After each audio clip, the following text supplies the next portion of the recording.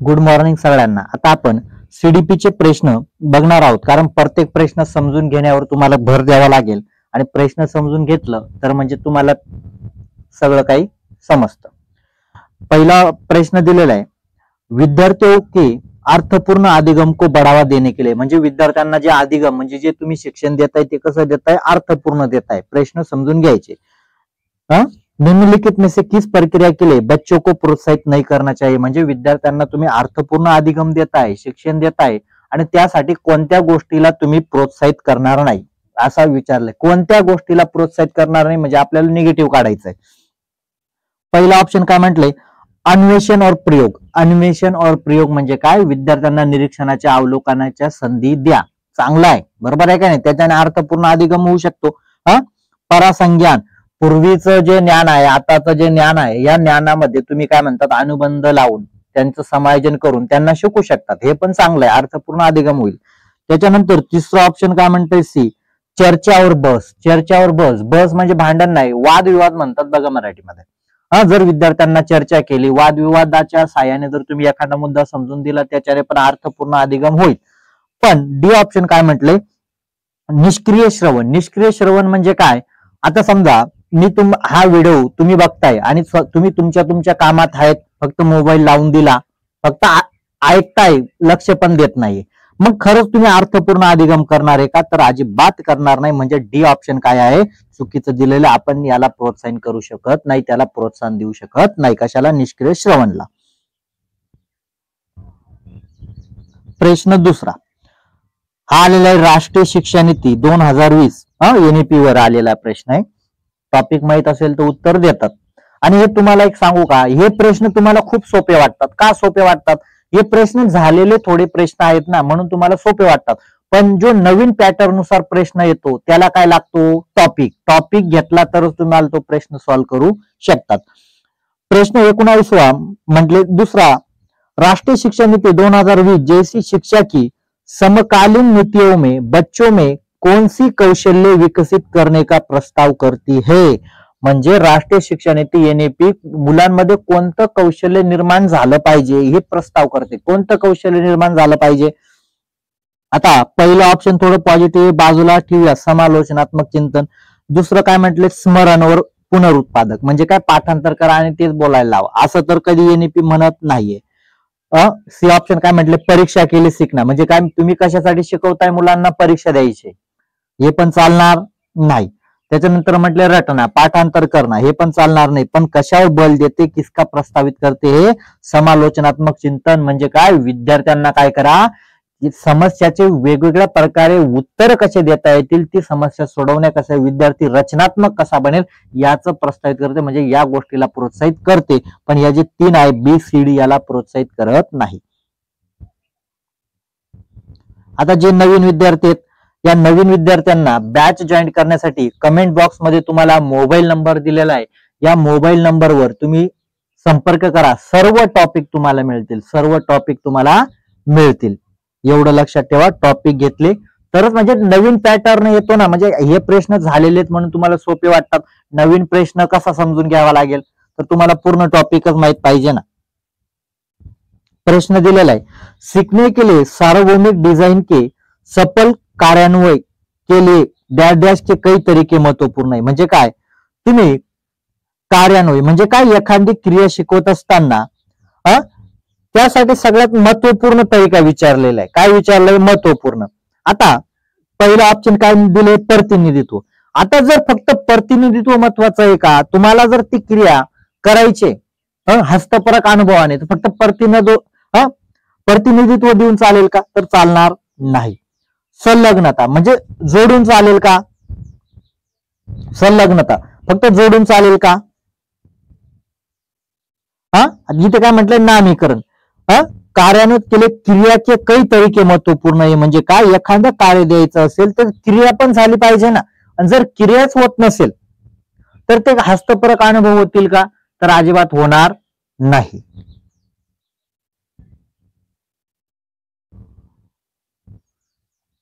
त्याच्यानंतर हा आलेला आहे रचनात्मक टॉपिक वर प्रश्न.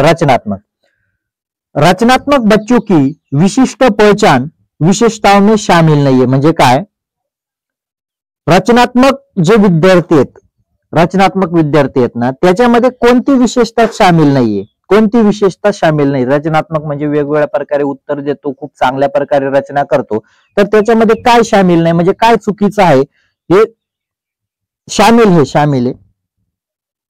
इथे काय घेतले, शामिल हे म्हणजे निगेटिव्ह. आपल्याला काय काढायचे, 3 निगेटिव्ह काढायचे आणि एक आपल्याला उत्तर मिळेल. हे ऑप्शन काय म्हटले, विचारो का लचीलापण परवावर मौलिकता, म्हणजे काय, विद्यार्थ्याचा विचाराचा लचीलापण आहे, वेळेप्रसंगी विचार बदलतात. परवाई और लचीलापण, परवाई म्हणजे काय, तुम्ही जसा प्रसंग आहे त्या परवानुसार तुमचे विचार बदलले, म्हणजे त्यानुसार. म्हणजे एखादी मुलगी पाण्यात पडली, पाण्यात पडल्यानंतर जर तुमच्या विचारांमध्ये प्रवाह नसेल, प्रवाह नसेल म्हणजे काय, जर तुम्ही पूर्वी म्हटलं असेल का मुलीला जर वाचवायचं असेल तर आपल्याला त्यामध्ये उडीस टाकावं लागेल, हे तुमचा विचार आहे पूर्वीचा. पण जर तुम्हाला पोहता येत नसेल तर मग काय म्हणणार, मला पोहता येत नाही, जाऊ द्या बा, हिला सोडून देऊन नाही, तर मग तुम्हाला दोरीचा वापर करावा लागेल, म्हणजे काय, विचारांचा प्रभाव करावा लागेल. हे ऑप्शन थोडं बेस्ट आहे. त्याच्यानंतर काय म्हटलं, उच्च बौद्धिक सामाजिक भावनात्मक परिपक्वता. आता तुम्हाला याच्यामध्ये उच्च बौद्धिक सामाजिक और भावनात्मक परिपक्वता हे पण हे ऑप्शन येणार नाही, कारण तुम्हाला विचार म्हणजे काय, संज्ञान येतात, काय येतात, संज्ञान येतात, काय येतात, संज्ञांमध्ये जातं. पण सामाजिक आणि भावनात्मक काय येतं, संज्ञांमध्ये जात नाही, ते भावनात्मक विकास, संवेगात्मक विकासामध्ये जातो. त्याच्यानंतर सी ऑप्शन काय म्हणते, सरळ कार्य और कम जोखीम लेने वाले कार्य. बघा, म्हणजे जर विद्यार्थ्यांना तुम्हाला अध्यापन करायचं, तुम्ही जर म्हटले फक्त सोपं सोपंच मी शिकवणार आहे, अवघड शिकवणार नाही, तर ते खरं रचनात्मक विद्यार्थी असेल का. त्याच्यानंतर म्हटलं अभिसारी सोच, अभिसारी सोच तर कधीच रचनात्मक मध्ये राहू शकत नाही, म्हणजे ऑप्शन ए हे त्याचं उत्तर आहे. आणि सीटेटला असे काही प्रश्न येतात ना, आपल्याला वाटतं त्यांचे 2 उत्तर येतात असं सुद्धा वाटतं, पण मग ते बारीक भेद त्यांच्यामध्ये असतो. त्याच्यानंतर दृष्टीबाधित जे विद्यार्थी आहेत की सहाय्यक केले तकनिकी, म्हणजे काय, सहाय्यक तकनीक म्हणजे काय, विद्यार्थी जे दृष्टीबाधित आहेत त्यांच्यासाठी काय सहाय्यक आहे. आता पहिलं काय म्हटलं, बडी मुद्रीवाली वर्कशीट. आता जे टायपिंग राहतं, आपण जे पुस्तक वाचतो ते तर ते विद्यार्थ्यांना चालणार नाही. वाकचलित म्हणजे काय, त्याचे कॅम्प्युटर स्वतः चालते. आता स्वतः चालणाऱ्या कॅम्प्युटरपेक्षा ते कॅम्प्युटर काय मौखिक चाललं पाहिजे, म्हणजे काय, जे वाचतंय, जे चालतंय ते बोललं पाहिजे. हे कॅम्प्युटर त्यांच्यासाठी चाललं असतं, दृष्टीबाधित आहे म्हणजे हे पण चालणार नाही. कॅल्क्युलेटर ते पण चालणार नाही. पण लेस जे असते, या लेसचा उपयोग करून नक्की त्यांना थोडा फायदेशीर होईल, म्हणजे काय, तुम्हाला तकनीक आहे, सहाय्यक तकनीक म्हणजे त्यांच्या उपयोगाची आहे. त्याच्यानंतर हा प्रश्न तुम्हाला येतो जास्त करून, डैश डैश के साथ संघर्ष करने वाले छात्रों को अक्सर गणितीय अवधारणाओं और गणना में कठिनाई का सामना करता है. म्हणजे काय, जे विद्यार्थी गणितामध्ये थोडं कठीण महसूस करतात किंवा त्यांना अवघड जातं, तर हे का, कशाचं आहे, सोलिनता आहे का, अजिबात नाही. लेखन वैकल्य आहे का, पठण आहे का, अजिबात नाही. तर याला गुणज वैकल्य असं म्हटलं जातं, म्हणजे गणितामध्ये जो विद्यार्थी कमजोर असतो त्याला गुणज वैकल्य असं म्हटलं जातं.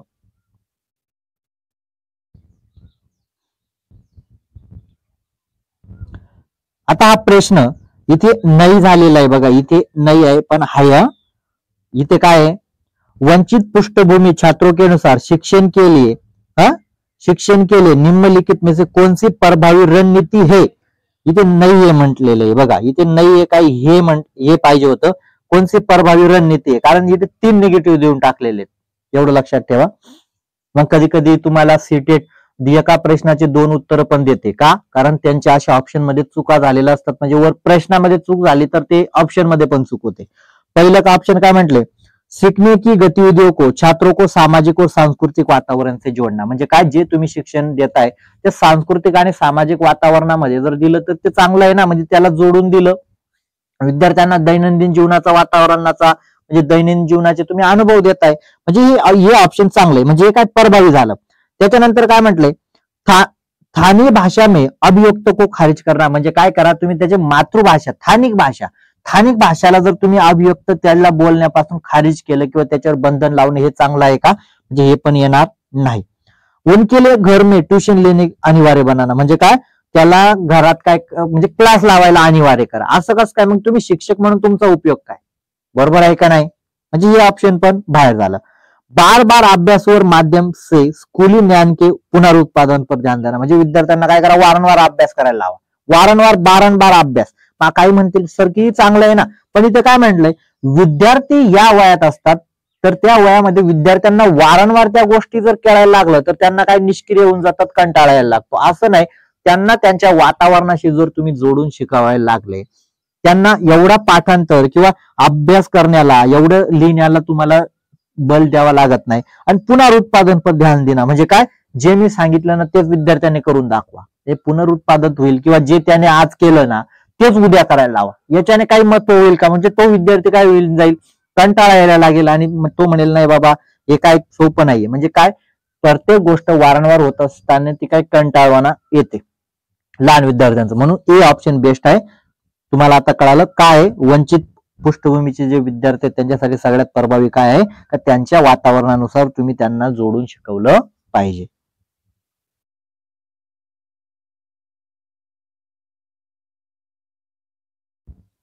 त्याच्यानंतर हा प्रश्न आहे, एक दर्शक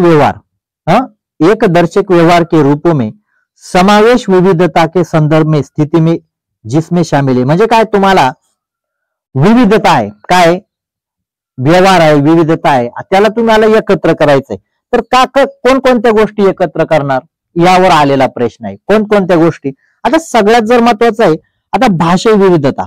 आता जर तुम्ही भाषा विविधताला जर वेगवेगळं केलं तर त्याचा पण काय होईल, परिणाम होईल. त्यामुळे तुम्हाला काय केलं पाहिजे, समावेश करावा लागेल ना. जरी तो विद्यार्थी वेगळ्या भाषा बोलतोय, तो गुजराती बोलतोय, तरी तुम्ही त्याला महाराष्ट्रामध्ये शिक्षण द्यावं लागेल. म्हणजे भाषिक विविधता तुम्हाला पहिलं तर समावेश करावा लागेल.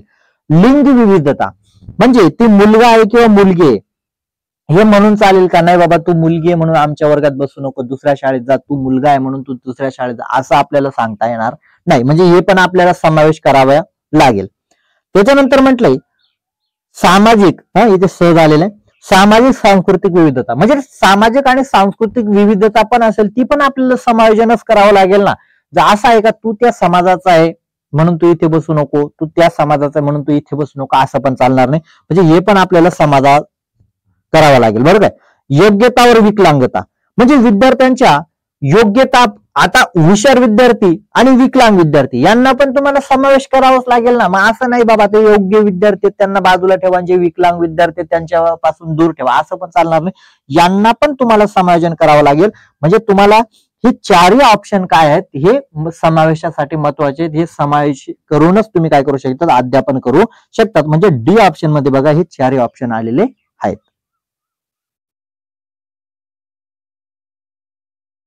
प्रश्न 26वां, समालोचनात्मक चिंतन को प्रोत्साहित करने के लिए एक शिक्षक को क्या करना चाहिए. म्हणजे शिक्षक को क्या करना चाहिए, काय करावं लागेल. विद्यार्थ्यांमध्ये समालोचनात्मक चिंतन, रचनात्मक चिंतन, अपसारी चिंतन, विवेचनात्मक चिंतन करायचंय.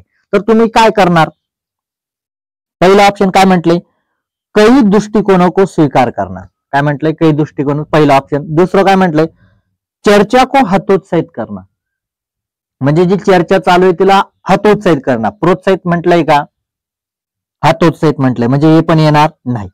असहमती के प्रति असहिष्णुता म्हणजे काय, असहमती जर तुम्ही दाखवली आणि त्याच्या संबंधी काय दाखवली, असहिष्णुता, म्हणजे हे पण चालणार आहे का, तर अजिबात चालणार नाही. त्याच्यानंतर काय म्हटलंय, अभिसारी सोच, अभिसरण सोच या अभिसारी सोच चालते का. समालोचनात्मक जर चिंतन आहे तिथे अपसारी सोच पाहिजे, अभिसारी चालणार नाही. त्याच्यानंतर हे ऑप्शन काय म्हणते, कई दृष्टिकोनों को स्वीकार करे, कई दृष्टिकोनों को स्वीकार करे. आता समालोचनात्मक चिंतनाचं मी तुम्हाला थोडं उदाहरण देतो. आता उदाहरणार्थ लहान आता मुलं आहेत त्यांना तुम्ही सैराट पिक्चर दाखवला, एक उदाहरण देतो. आता कई दृष्टिकोनों को स्वीकार करे म्हटलंय ना, मग तुम्ही सैराट पिक्चर दाखवला तर मग प्रत्येक मुलगा किंवा प्रत्येक मुलगी असं म्हणेल का, परशा आणि अर्चित हे चांगले आहेत बा, प्रत्येक मुलगा म्हणेल का, किंवा प्रत्येक मुलगी म्हणू शकत नाही. मग एखाद्याला तो प्रिन्स चांगला वाटेल, म्हणजे एखाद्याला ते दुसरं पार्ट चांगलं वाटेल, तिसरं वाटेल, चौथं वाटेल. म्हणजे वेगवेगळे पात्र काय असतील, काही दृष्टिकोन आहे त्याला स्वीकार करावा लागेल ना. पण जर तुम्ही म्हटले शिक्षक म्हणून, नाही बाबा यामध्ये तुम्ही फक्त तुमचे उत्तर परशा आणि अर्चित चांगले आहेत, हेच तुम्ही मानलं पाहिजे. म्हणजे तुम्ही काही जे दृष्टिकोन आहेत म्हणजे काही विचार आहेत त्याला तुम्ही स्वीकार केला का, तर अजिबात केला नाही. म्हणजे समालोचनात्मक चिंतन काय म्हणतं, विद्यार्थ्यांनी वेगवेगळ्या बाजूने विचार केलाय ना, फक्त आरचे आणि परशाच घेऊन चालणार नाही, तर काहींना विलनची भूमिका पण आवडेल. म्हणजे काय समालोचनात्मक चिंतन काय म्हणतंय, काय तुम्ही फक्त एका पक्षाचा विचार न करता त्या वेगवेगळे दृष्टिकोन काय आहेत त्या गोष्टीबद्दल त्याचा विचार करावा लागेल, तेव्हाच ते समालोचनात्मक चिंतन होत असतं.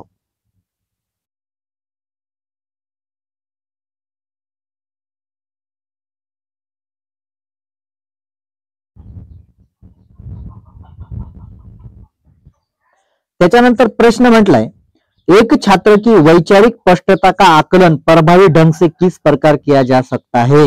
एक छात्र की वैचारिक स्पष्टता म्हणजे काय, तो विचार कशा चांगल्या प्रकारे करू शकतो, कसे विचार मांडू शकतो, याची वैचारिक स्पष्टताचं तुम्हाला काय करायचंय, आकलन करायचंय. काय करायचंय, आकलन करायचंय. प्रभावी आकलन कसं करायचंय, प्रभावी ढंग से करायचंय. पहिला ऑप्शन काय म्हटलंय, छात्रों को परिभाषा पढ़ने के लिए कर. परिभाषा म्हणजे तुम्ही जर त्यांना पाठांतराची म्हणजे व्याख्या कर बा, या शब्दात त्रिकोणाच्या तिघकोणांचं माप 180 असतं, व्याख्या केली. काही तुम्हाला वैचारिक काही माहिती पडलं का, समोरचा पण तेच सांगणार आहे ना, हे पण येणार नाही. बी ऑप्शन काय म्हटलंय, विद्यार्थियों को दैनिक जीवन में अवधारणाओं के अनुप्रयोग के बारे में सोचने के लिए कर. म्हणजे समजा तुम्ही एखादा विद्यार्थ्याला अनुभव दिला, काही मार्गदर्शन केलं, तर त्याच्या दैनंदिन जीवनामध्ये तो कशा प्रकारे तो वापर करेल, कशा प्रकारे तो वापर करेल, म्हणजे याच्याने काय होईल, त्याची वैचारिक स्पष्टता प्रभावी ढंग से तुम्ही शोधू शकता. सी ऑप्शन काय म्हटलंय, छात्रों को बोर्ड से कॉपी करने के लिए कर. म्हणजे विद्यार्थ्यांना काय करा, जे फळ्यावर लिहिलंय ना तेच तुम्ही लिहून काढा. याच्याने पण वैचारिक स्पष्टताचं आकलन होईल का, होणार नाही.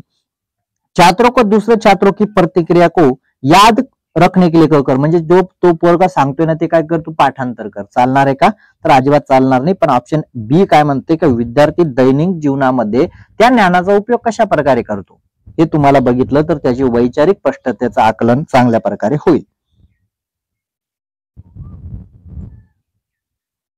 त्याच्यानंतर प्रश्न हा जेंडर रूढीवाद जो आहे त्याच्यावर प्रश्न आलेला आहे. सहशिक्षा कक्षा में एक शिक्षक लड़कों से कहता है सह पाठ्यक्रम गतिविधियों में गृह विज्ञान को तुम मत लो, तुम लड़की नहीं हो, इसमें किसको बढ़ावा मिलेगा. म्हणजे काय, कशाला बढ़ावा मिळेल, म्हणजे काय ते शिक्षक काय म्हणतोय का जे गृह विज्ञान आहे ते घेऊ नका, कारण ते फक्त मुलीच घेतात बा, फक्त मुलीच घेतात. पण असं आहे का फक्त मुलींनी हे केलं पाहिजे किंवा मुलींनी ते केलं पाहिजे, असं काही नसतं. प्रत्येक कार्य हे दोघं पुरुष आणि महिला दोघं समान करू शकते. म्हणजे असं नाही गुलाबी रंग आहे तर गुलाबी रंगाचं वस्त्र फक्त महिलेनेच परिधान करावं, पुरुषांनी असं नाही. मग ज्या ठिकाणी एखादा शिक्षक असेल किंवा तो मनुष्य असेल, तो विद्यार्थी असेल, फक्त म्हणत असेल का तुम्ही फक्त हे गुलाबी घाला, महिलांनी हा रंग यांनी घाला किंवा हा विषय तुम्हीच घ्या, गणितामध्ये गणित मुलींनी घेऊ नये, म्हणजे अशा प्रकारे जे असतं याला जेंडर रूढीवाद म्हटला जातो. म्हणजे कशाला तो प्रोत्साहित करतोय, बढावा मिळेल, तर जेंडर रूढीवादाला म्हणेन का, पूर्वीपासून चालू आले तेच तुम्ही घेऊन आले म्हणजे याला जेंडर रूढीवाद म्हटलं जातं. एकदम सोपा प्रश्न आहे.